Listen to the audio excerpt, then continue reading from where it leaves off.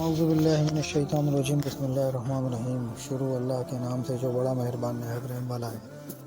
السلام علیکم دوستوں، امید کرتا ہوں کہ آپ سب خیریت سے ہوں گے۔ دوستوں، ہمارے ارد گرد جو کچھ بھی ہے وہ ہمارا ماحول کہلاتا ہے۔ اس میں تمام جاندار اور بے جان اشیاء شامل ہیں۔ انسان کا ان تمام اشیاء کے ساتھ بالواسطہ اور بلا واسطہ تعلق ہوتا ہے۔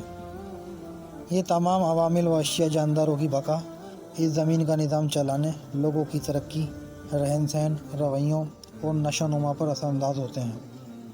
قدرت نے ماحول کے عناصر ترکیبی میں تناسب رکھا ہے، جس کی وجہ سے وہ قابل استعمال اور فائدہ مند ہوتے ہیں۔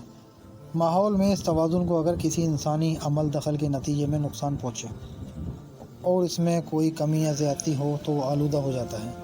اسے ماحولیاتی آلودگی کہا جاتا ہے۔ دوستوں، انسان کو اپنے ارد گرد کے ماحول کا بھی خیال رکھنا ضروری ہے۔ ہماری زندگی ہمارے ماحول سے وابستہ ہے۔ جب ہوا میں دھواں، گرد و غبار، زمین پر کوڑا کرکٹ اور پانی میں کیمیائی اور فاضل مواد شامل ہونے لگتے ہیں تو ماحول آلودہ ہو جاتا ہے۔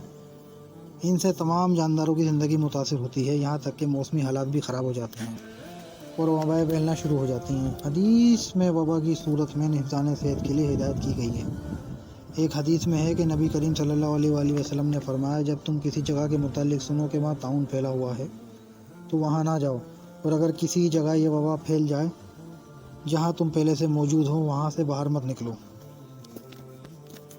دوستوں، فضائی آلودگی سے مراد ہوا میں موجود زہریلی گیسیں، دھواں، تابکار شعاعیں، گرد و غبار، زہریلے بخارات وغیرہ ایک حصہ خاص حد سے زیادہ بڑھ جائے، اس کی وجہ سے فضائی آلودگی خراب ہو جاتی ہے۔ یہ آلودگی انسانوں، جانوروں، پرندوں، غرض تمام حشرات الارض کی زندگیوں کے لیے نقصان دہ ہوتی ہے۔ فضائی آلودگی کا ایک بہت بڑا نقصان گلوبل وارمنگ یا اس سے زیادہ بڑھتا ہوا درجہ حرارت ہے۔ اس کے باعث گلیشیئر پگھل رہے ہیں اور موسموں میں شدت آ رہی ہے۔ فضائی آلودگی کو کم کرنے کے لیے پودے اور درخت لگانا بہترین عمل ہے۔ یہ نہ صرف خوبصورتی میں اضافہ کرتے ہیں بلکہ ماحول کو بہت صاف ستھرا کرتے ہیں۔ حدیث نبی صلی اللہ علیہ وآلہ وسلم کے مطابق درخت لگانا صدقہ جاریہ ہے۔ آپ صلی اللہ علیہ وآلہ وسلم نے فرمایا، جو مسلمان پودا لگائے گا یا کھیتی بوئے گا اور اس سے کوئی پرندہ، انسان یا چوپایا کھائے گا، وہ اس کے لیے صدقہ جاریہ بن جائے گا۔ ہمارے لیے لازم ہے کہ بلا ضرورت درخت نہ کاٹیں بلکہ زیادہ سے زیادہ درخت لگائیں۔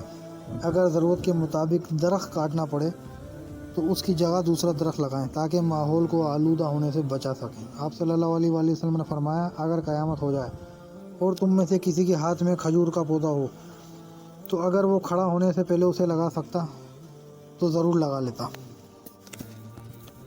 دوستوں، اسلام دین فطرت ہے، اس لیے ہر طرح کی آلودگی اور گندگی کو بھی ناپسند کرتا ہے۔ نبی کریم صلی اللہ علیہ وآلہ وسلم نے فرمایا، بے شک اللہ تعالیٰ پاک ہے، پاکی کو پسند فرماتا ہے، صاف ہے، صفائی کو پسند فرماتا ہے، کریم ہے، کرم کو پسند فرماتا ہے، سخی ہے، سخاوت کو پسند فرماتا ہے۔ تم اپنے گھروں کے آنگن کو صاف رکھو، یہود سے مشابہت نہ کرو۔ سنن ترمذی 2799 حدیث نمبر۔